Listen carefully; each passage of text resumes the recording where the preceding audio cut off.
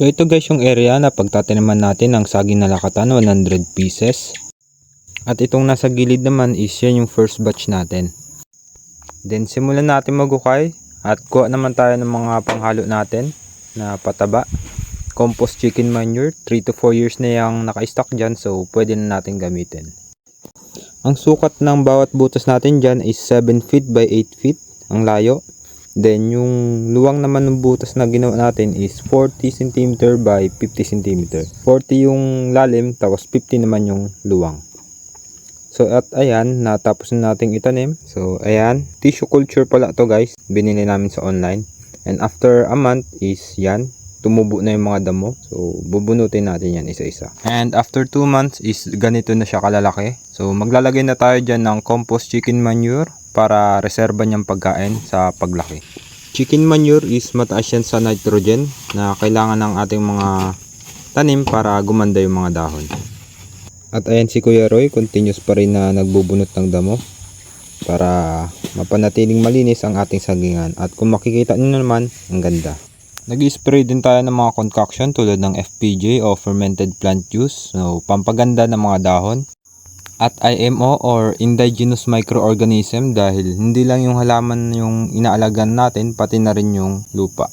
At ito, pa-summer na, so naglalagay tayo ng damo as mulching and also pataba niya na rin pag nabulok. So para maiwasan nating madry lalo yung ating mga tanim. So mano-mano natin didiligan isa-isa para lang ma-survive ngayong tag-init. Upland pala ang lugar namin, so hindi ganun kadali ang tubig dito. Meron kaming drill irrigation kaso nasa 150 feet pa lang siya, kaya tinitipid din namin ang tubig. So wait lang kami makapag-drill uli na hanggang 300 feet tapos submersible na yung magagamit namin para volume na yung tubig na kayang i-produce nito. And after 6 months ay nagsimula lang mamunga yung mga tanim nating saging. So magdidilig na tayo dyan ng FFJ o fermented fruit juice para lumaki yung bunga at gumanda yung quality. Makikita nyo naman guys, dry na dry talaga yung paligid natin.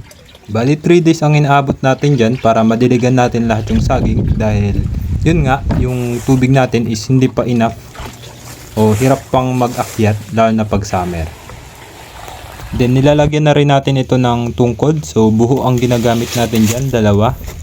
Pag tag-ulan na is lalagyan pa natin ng isa para matibay.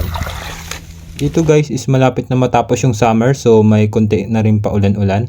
So medyo gumaganda na yung ating tanim. 6 to 8 months guys bago mamunga lahat yung mga saging na tinanim natin.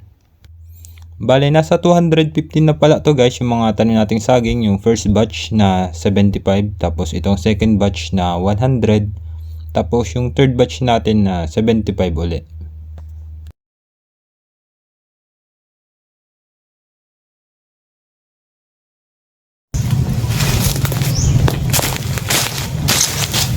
So ang gagawin natin ngayon guys ay magtatanggal tayo ng suwi.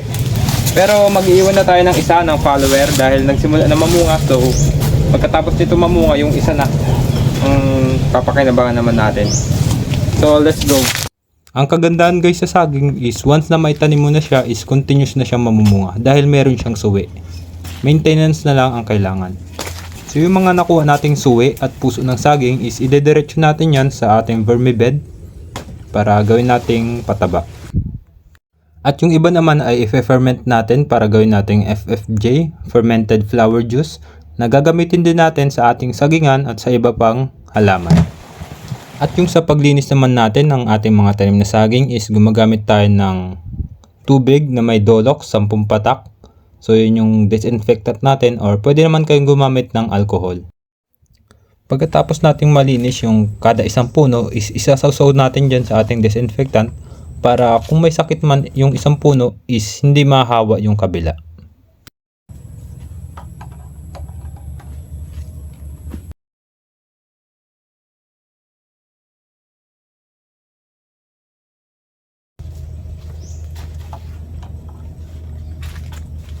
Sa damo guys is binubunot natin talaga yan para walang kaagaw sa nutrients yung mga saging natin.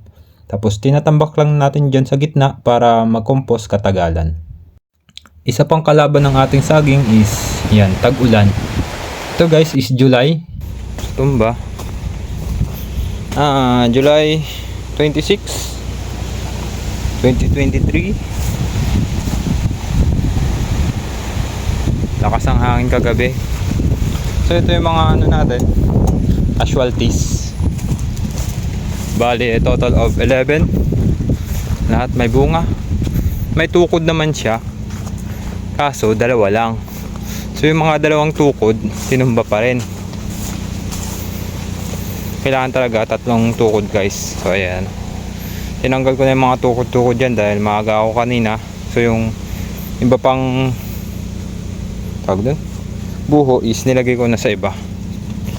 Ayan, yung iba ito pwede pa itong pahinugin, pero yung ibang ganito kaliliit wala na. Parang banana chips pwedeng gawin. So dito guys, ginawa ni Tino at ni Tantan na banana chips yung mga natumba na sobrang mura pa. Dito is buon tayo ng damo. Yan si Ate Joy, si Tino at si Tantan. So saktong bakasyon nila, so nandito sila para tumulong sa farm. So hello guys, harvest po ulit tayo ng saging na lakatan. So hindi po ganun kalalaki, pero proud to say na organic po ito. So tara, samahan niyo ako mag-harvest.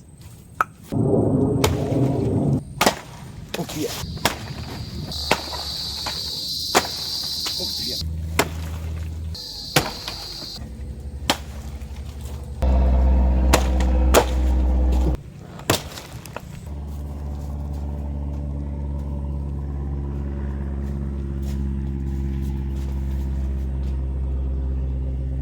Yung mga na-harvest namin is ganito namin pinapahinog, sinasabit lang namin tapos nilalagyan ng sako.